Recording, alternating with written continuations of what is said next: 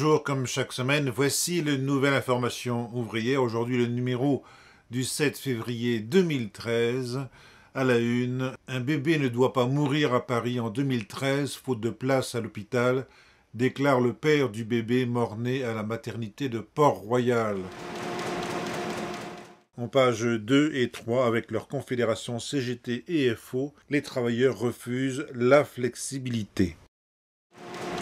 En page 6, mensonges et hypocrisie sur la réforme Peillon. En page 8 et 9, préparation du 4e congrès ouvert du POI, table ronde entre cheminots, nous poursuivons le même but.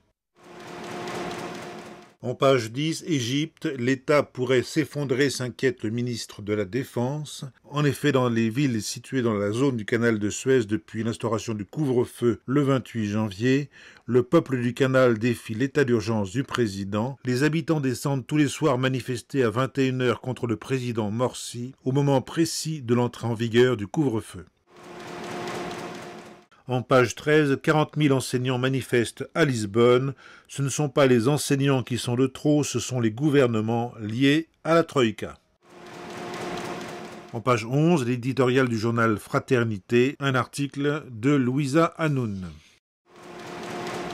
Il se trouve que depuis quelques jours, je suis grand-père. Ma fille m'a expliqué les conditions de son inscription dans sa maternité. En fait, elle a eu une place de justesse. Pourtant, elle était enceinte de 3 semaines quand elle s'est inscrite. Pourquoi ? On est passé de 1360 maternités en 1975 à 554 en 2008. Un enfant est mort-né cette semaine, faute de place, à la maternité de Port-Royal. Faut-il s'étonner ? Le plus étonnant, ce n'est pas cette mort, c'est qu'il n'y en ait pas des milliers.